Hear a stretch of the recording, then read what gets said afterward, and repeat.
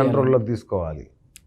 అలా అక్కడి నుంచి సరే ఇది అయిపోయింది. తర్వాత నెక్స్ట్ అక్కడ తీసుకెళ్ళి ఇక్కడ గొంతం కోరికలు పెరిగిపోయి వీడు నాకు లొంగిపోయాడు, వీడు జుట్టు నా చేతిలో ఉంది, ఇప్పుడు వీడు నా కోసం ఏమైనా చేస్తాడు, చేయకపోతే నేను వీడి ఇంటికి వస్తానంటే వీడు భయపెడుతున్నాడు. ఇది పెట్టుకొని నన్ను నానా రకాలుగా బ్లాక్మెయిల్ చేసి నానా రకాల నరకం చూపించింది. నరకం అంటే నరకం మీరు ఊహించరు. మళ్ళీ ఒకరోజేమో ఇక్కడ మన షూటింగ్ లొకేషన్స్ చూడాలి, లంబసింగి పోదాం అంది. సో నాకు అక్కడ ఒక ఛాన్స్ దొరికింది. ఏంటంటే ఈ అమ్మాయి వాళ్ళ ఊరు అక్కడే దగ్గరలోనే, ఓకే, తుని దగ్గర నుంచి ఒక 30-40 కిలోమీటర్ల లంబసింగి. ఆ తుని పక్కనే వీళ్ళ ఊరు కూడా, అన్నవరం దగ్గర. సో సరే అని చెప్పి తీసుకెళ్దామని చెప్పి నేను ముందుగానే అనుకున్నా, ఎట్లా వెళ్ళే ఈ సైకోని వాళ్ళ అమ్మ నాన్నకి అప్పగిచ్చేద్దాం అని చెప్పి తుని దాకా తీసుకెళ్ళి అక్కడ ఒక చిన్న పని ఉంది, ఇక్కడ పోలీస్ స్టేషన్లో ఒక చిన్న తెలిసిన వాళ్ళని మాట్లాడదాం అని చెప్పి ఒక కేసు ఏదో ఉంది అని చెప్పి తీసుకెళ్ళి ఆ కేసు అని చెప్పి లోపలికి వెళ్ళి సిఐ గారితో మాట్లాడాను. సార్ ఇది సార్ పరిస్థితి ఇట్లా చేస్తాను చూపించాను. నేను చూపించిన తర్వాత ఆయన కొంచెం రియలైజ్ అయ్యాడు. అయిన తర్వాత బయటకు వచ్చి ఈ అమ్మాయి అసలు ఎవరు నువ్వు ఏంటి నన్ను ఎందుకు అడుగుతున్నాడు, ఈ అమ్మాయి కాసేపు అర్థం కాలే.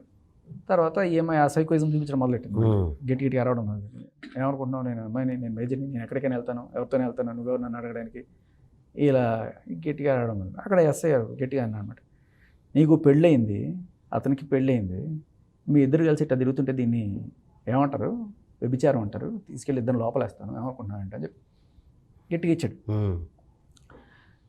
నేను సార్ ఇది సార్ పరిస్థితి, నేను పద్ధతిగానే అప్పగించడానికి వచ్చాను ఆ అమ్మాయిని వాళ్ళ ఇంట్లో అని చెప్తే, ఇంకా సరే వాళ్ళ నాన్న వాళ్ళకి ఫోన్ చేస్తే వాళ్ళు అప్పుడు నాకు షాక్ ఏంటంటే, మేము ఆ అమ్మాయిని తీసుకోలేము, ఆ అమ్మాయిని మేము ఎప్పుడో డిజోన్ చేసుకున్నాం, అమ్మాయి ఎక్కడికి కావాలంటే అక్కడ పంపించేయండి. నాకు ఇంకేం అర్థం కాదు. ఇంటర్వెల్ బ్యాంక్ ఇది, ఇంకా ఏం చేయాలి, ఎలా తప్పించుకోవాలి ఇది ఈ రాక్షస్ నుంచి. ఇంకా సరే తర్వాత వాళ్ళ నుంచి నంబర్ తీసుకొని నేనే వాళ్ళ బ్రదర్కి ఫోన్ చేసి, భయ ఇది అని చెప్పి నా కష్టాలని చెప్పుకుని ఇట్లా రోజు నాకు నరకం చూపిస్తుంది, రకరకాలుగా టార్చర్ చేస్తుంది, ఇంట్లో వాళ్ళని తిడుతుంది, పెళ్ళాన్ని తిడుతుంది, పిల్లల్ని తిడుతుంది, లోపల గర్భంలో ఉన్న పిండాన్ని, ఇంత నరకం, ఇంతకన్నా నీచమైన మనిషి లేదు, మీరు ఏమనుకోకండి అంటే, లేదు మాకు తెలుసు అమ్మాయి ఇట్లాగే మెంటల్గా బిహేవ్ చేస్తే, మీరు ఒక పని చేయండి, మీరే తీసుకెళ్ళి ఒక మెంటల్ హాస్పిటల్లో చేర్పించేయండి, ఆ బాధ్యత కూడా మనకే. అది నేను అది చేసేది ఏం లేదు. ఇంకా అమ్మాయికి అర్థమైపోయింది, ఇంకో పక్క నన్ను పట్టించడానికి వచ్చేసాడు వీడు అని చెప్పి అప్పటిదాకా కొంచెం కామ్గా ఉంది. ఎలా అయినా సరే ఎక్కడి నుంచి బయటపడి, ఎందుకంటే ఇదంతా మీ మిస్సెస్ తెలుసా తర్వాత అప్పటికి? అప్పుడు తెలియదు, తర్వాత తెలిసింది. తర్వాత నేను ఓకే, ఇంట్లో ఎవరికి చెప్పి ఎందుకు అంటే, తను ప్రెగ్నెంట్, ఎందుకు ఇట్లా టెన్షన్స్ అన్ని పెట్టాలి, మా అన్నవాడు కొంచెం 65+ ఆయన, సో వాళ్ళకి ఎందుకు ఈ టెన్షన్లు పెట్టాలి, ఏదైనా నేనే అనుభవిస్తున్నా. ఒక వారం రోజులు నేను 6 కేజీలు తగ్గిపోయా, ఏదో పేషెంట్ లాగా తయారయ్యా. ఇప్పటికీ నేను ఇంకా రీగెయిన్ కాల వెయిట్ సీరియస్గా. సో మా వాళ్ళు రోజు అడుగుతున్నాడు, ఏంట్రా ఏమైపోతున్నారు పిచ్చిగా, ఎట్లాగో ఉన్నావు, ఎక్కడో ఆలోచిస్తుంటావు, ఏంట్రా ఎట్లా అయిపోతున్నావు అంటే, ఏం లేదు నాన్న అని చెప్పి వెళ్తుండేవాడిని. అలా ఇంకా సరే ఫైనల్గా హైదరాబాద్ వచ్చేసి, ఈ పిల్ల కూడా వచ్చింది హైదరాబాద్ వచ్చేసి, ఇంకా అక్కడ విశ్వరూపం అప్పటిదాకా కామ్గా తగ్గుంది, ఎట్లా అక్కడి నుంచి బయటపడితే చాలనుకుని ఆ పిల్ల బయటకు వచ్చేసిన తర్వాత ఇంకా అక్కడ పోలీసులు గట్టిగా చెప్పారు, ఈ అబ్బాయిని ఇక్కడి నుంచి ఇబ్బంది పెట్టుకొని మొత్తం రాయిపించుకొని అక్కడ సార్ మీరు ఇట్లా వదిలేస్తే ఏం చేయండి సార్, నేను అమ్మాయి నేను కనీసం వాళ్ళ ఇంట్లో వాళ్ళు తీసుకోవట్లేదు, మెంటల్ రిహాబిలిటేషన్ దానికైనా పంపించండి, ఇప్పుడు ఆ అమ్మాయి వచ్చింది నా మీద ఇట్లా అంతా బిహేవ్ చేస్తుంది, నేను రేపు ఏదైనా ఆ అమ్మాయిని అవుట్ ఆఫ్ ఫ్రస్ట్రేషన్ ఏదైనా కొట్టినా తిట్టినా ఏం చేసినా కూడా దానికి ఎవరు రెస్పాన్సిబుల్, మీరే రెస్పాన్సిబుల్ అన్నా నేను. ఓకే అంటే అది ఎట్లా కుదురుతుందని చెప్పి వెంటనే ఒక పేపర్ తీసుకురని చెప్పి చూపించి ఆ అమ్మాయితో రాయిపించాడు.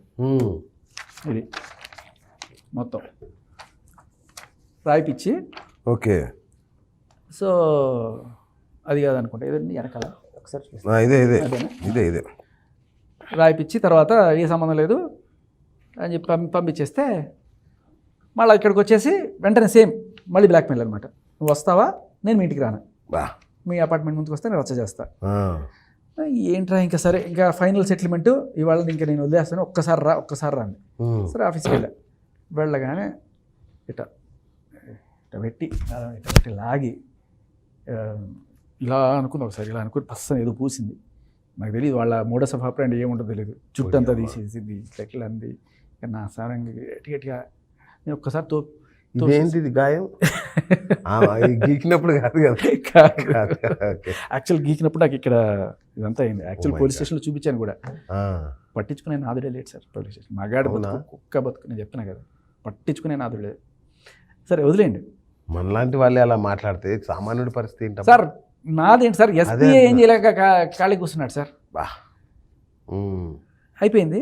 నేను అంటే ఈ విషయం ఒకసారి ఒక పోలీస్ ఆఫీసర్తో ప్రస్తావించా కూడా. ఉమ్, మీరు నన్ను అంటున్నారు మీ పోలీసులే ఇట్లా ఉన్నారు, వాళ్ళే ఏం చేసుకోలేవు అంటే, సార్ మీ పరిస్థితే బెటర్ సార్, పోలీసులకి ఇంకా దారుణంగా ఉంటుంది. అవును. పోలీసులే ఇంకా ఎక్కువగా ఇది చేస్తారు, వాళ్ళు ఎక్కువ బాధితులు, స్క్రూటనైజ్ అవును. చేస్తారు. చిన్న ఎలిగేషన్ వచ్చినా కూడా వాళ్ళ మీద డిపార్ట్మెంట్ ఎక్కువ ఇవన్నీ చేస్తారు. ఉమ్, అందుకే మేమే ఎక్కువ జాగ్రత్తగా ఉంటాం, మీకన్నా మీకే ఉంది సార్ మీరు మీడియా ఆ, అని చెప్పి ఆయన కాస్త నాకు ధైర్యం చెప్పాడు. ఆ, తెలిసిన ఒక ఉమ్, ఆఫీసర్. సో అక్కడ అయిపోయింది. అక్కడికి వెళ్ళిపోయిన తర్వాత అక్కడ అమ్మాయి ఒక తోపు తోసేసి నేను అక్కడ బయటకు వచ్చేసాను. తలుపు తీసుకొని బయటకు వచ్చేసాను. తలుపు ఫుల్గా కూడా లేదు, ఇట్లా తలుపు తీసి లోపలికి వెళ్ళాను. ఇట్లా ఇట్లా అంతా చేసి ఒక తోపు తోసేసి ఇంకా వెనక్కి వచ్చేసాను. పరిగెత్తుకొని మెట్లు దిగి వచ్చేసాను. గట్టిగా అరుస్తుంది, నీ మీద రేప్ కేసు పెడతా అంటే, ఇప్పుడు నువ్వు పెట్టడం కాదు నేనే పెడతాను, ఏమైపోయినాయి నన్ను నమ్మినా నమ్మకపోయినా ఏదైతే అని నేను పోలీస్ కేసు పెట్టేస్తాను అని చెప్పి 100కి డయల్ చేస్తే, ఇంకా వెనక్కి తీసుకో పైనుంచి అరుస్తాను గట్టిగా.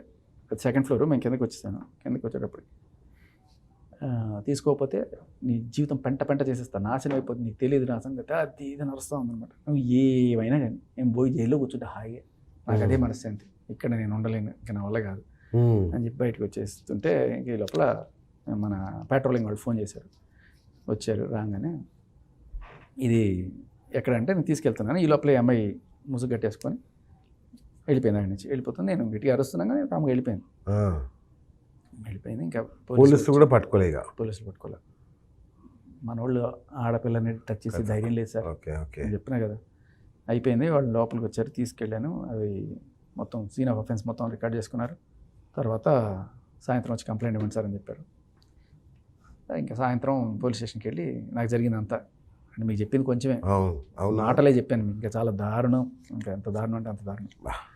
మగాళ్ళే ఆడాళ్ళని రేప్ చేస్తారని ఇప్పటిదాకా మీరు విన్నారు. అవును, అంతే. అది దానికి ఆపోజిట్లో కూడా జరుగుతాయి, కానీ మనకి ఏ చట్టాలు లేవు వాటి. క్లియర్గా చెప్తారు వాళ్ళు, సార్ ఆడపిల్ల ఏమైనా చేసినా మనం కేసు పెట్టలేము సార్. సార్ ఇప్పుడు బేసికల్లీ ఆడపిల్ల ఏమన్నా మనం చేసినప్పుడు మన బలానికి ఒక్క తోపు తోస్తే అవతల పడతారు, అంతే కదా. కానీ అది బేస్ చేసుకొని గట్టిగా అరిచి చుట్టుపక్కల వాళ్ళని బేస్తే సానుభూతి వాళ్ళకే ఉంటుంది, నేనే ఏదో చేశాను నమ్ముతారు.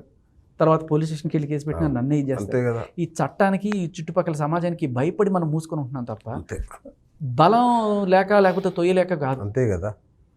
సో మన ఇప్పుడు ఒకవేళ మగవాడు ఎవడైనా సరే బలం ఉపయోగించి అమ్మాయిని అత్యాచారం చేస్తాడేమో, కానీ ఆడపిల్ల అనే కార్డు పెట్టుకొని, సానుభూతి అనే కార్డు పెట్టుకొని, చట్టాలు అనే కార్డు పెట్టుకొని మగాడిని రేప్ చేస్తున్నారు వీళ్ళు.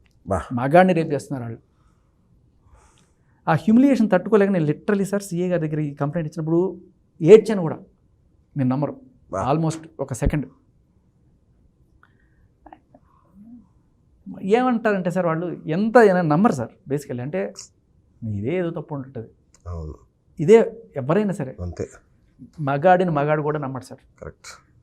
కుక్క బతుకనమాట. అంటే అంతకు మించి